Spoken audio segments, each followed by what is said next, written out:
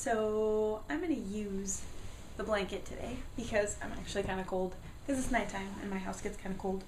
And it's a cozy blanket. I love it. So the panda can kind of stare at you a little bit. I don't know if you can see him. Anyway, I thought today we'd talk about some differences. And this is mainly focusing on like what's different from the US to Europe. Which is going to be pretty obvious in a lot of cases. For those of you that are actually European watching this, you'll be like, no, that's normal, Amanda. But there are some little differences that can help people be a little bit more prepared. Maybe it'll help in the reverse. Europeans will know that it's different in America. So anyway, I wrote a bunch of things down because there are a lot of little details, but one of the things that stood out to me was street signs in Europe seem to largely be on the sides of buildings, where over here they're on a pole on the corner of the road, like on the corner of the sidewalk. So Americans, if you're in Europe and you can't find the name of the street, look on the side of a building. It's not like that everywhere, but most places, like, just look on the side of a building and there'll be a little plate, hopefully, if it's labeled. Sometimes it's not labeled at all. A straight street, like a continuous street, can still change names within 3 or 4 blocks. So if you keep looking up and it's like a different word every couple of blocks, don't be scared. You're still walking in a straight line, most likely. It's just changing names. Who knows why? Learn the name for street in whatever countries you're going to be going to, because a lot of times that's on the end, that's part of the name. So then you won't be confused trying to remember all these different street names or something. You're like, oh, that means blah, blah, blah, street. So anyway, toilets, bathrooms, public restrooms, WC, water closet. There's usually like a little sign, just like there is over here with like little people on it, but look for WC. That's what you're going to see more often than not. Tourist info, there's usually a TI or a big I, and it's usually like red and white, I think, if you need to find like an information desk. And guidebooks will usually have like a sign guide. Have a bunch of signs and show you like what all these signs mean. The whole public restroom thing, though, they're really hard to find, and they cost money. So if you're going to go to the bathroom and you're in public and you find a WC, you're probably going to have to pay for it. So make sure you carry like a little bag of coins. We carried coins around for like Subway and go into the bathroom. They still have payphones, which coins will also work for. We don't have a lot of payphones over here anymore because everybody's got their cell phones, but the payphones are kind of confusing to me. I've used them a few times, and they suck up a whole lot of money, so maybe don't use a payphone. Let's see. And stores actually close really early. America is the land of 24/7. Everything's open like 24 hours a day, 7 days a week. Things never close. It's ridiculous. Really, but really convenient if you want ice cream at 2 in the morning. You just go to the store and get it. Not so in Europe. Grocery stores, we found, usually open at around 10 in the morning. And like bakeries are open earlier than that. You can get pastries and stuff. But 10 in the morning for grocery stores, and they usually close 7 o'clock, maybe 8 if you're lucky, if it's like kind of a more mini mart style. If you're in Spain, then they're also closed between 3-ish in the afternoon and maybe 6 or 7 at night for siesta. So be warned about that as well. But things just don't stay open super late, and sometimes they're not open at all on Sundays. So plan around that if you need food, if you need things from the grocery store. Plan to go when it's open. And bring your own bags because they charge you for bags. Keyboard letters at computers. We noticed in a lot of, especially Central European countries, the Y and the Z from like a regular like English American keyboard, the Y and the Z are switched. So the Z is where the Y usually is, and the Y is where the Z usually is. And so it makes for very interesting typing when you're typing an email and you're like, oh, crap, and you have to keep fixing it. And sometimes we couldn't find the at symbol at all. Like, it's usually on one of the numbers, I think, on our keyboards. We couldn't find it at all on some of them. You had to ask somebody, and they're like, oh, hold down this key and that key and press this one, and then you'll get the at symbol. So you're going to have to ask in some cases.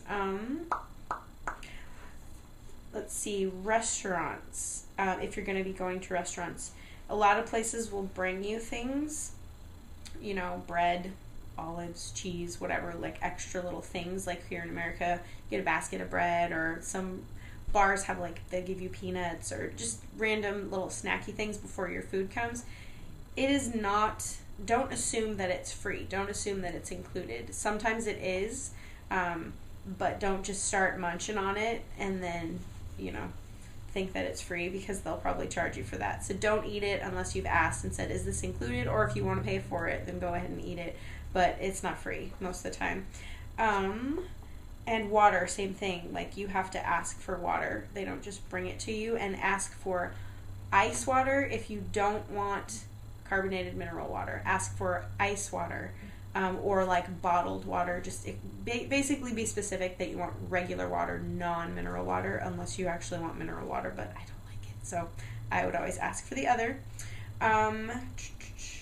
Sometimes some restaurants you have to pay extra if you sit at a table versus standing or sitting at the bar. So be aware of that. Tip is sometimes included, but not always. We found out the hard way by having very angry servers where I thought tip was included in a certain place we went, and it totally wasn't. I felt really, really bad. And try to learn what the foods are in different places if you're going to be going to restaurants. Learn what it is in that language. Don't ask for an English menu. In some places, you will get a menu with special prices if you ask for an English menu. So be careful of that. Last thing I want to talk about is manners. So there are a lot of things that will make you stand out as really an inexperienced traveler if you do them, or and obviously an American if you do them. And if you don't want to stand out, then maybe do these things. So don't make a scene. Basically, don't be a crazy, like, dramatic person in public. I've noticed a lot of Europeans, they don't walk around, like walk down the street eating or drinking things all the time. Like, maybe take a drink of water, or if it's the morning and they're drinking coffee and eating a pastry or something. But Europeans like chill out and sit down to eat food most of the time, from what I've noticed, or a lot of the countries that I've been to. So if you're walking down the street chowing down on a sandwich drinking a pop, they're probably going to know you're not European. So maybe don't do that. Let's see.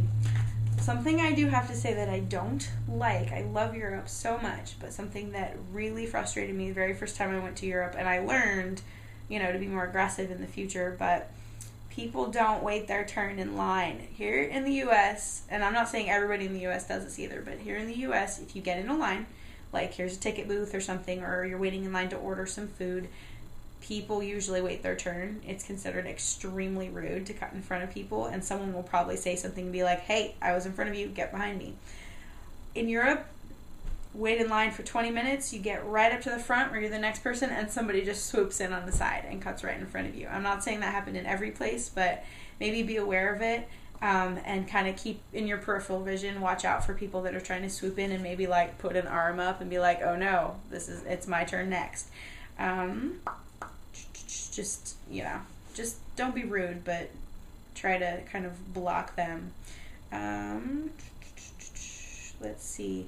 Oh, and no rules of where you're going. Like, don't just do things that you might do at home, even though some things that people do at home are rude as well, like spitting on the sidewalk. You just don't spit everywhere. I think a lot of Americans spit for some reason, at least where I'm from.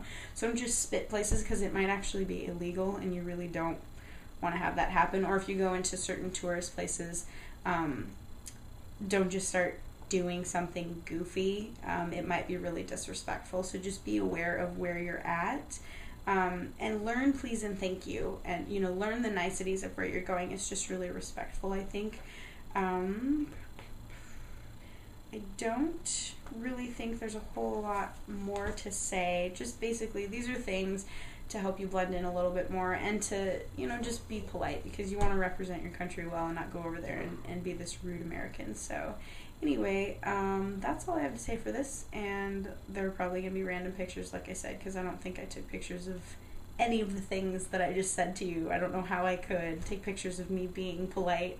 So anyway, I will not be doing a video next week because it is Thanksgiving, and I will be freaking busy cooking and doing things. So I have to wait a week after that, but we will talk about Germany. Okay? See you guys later.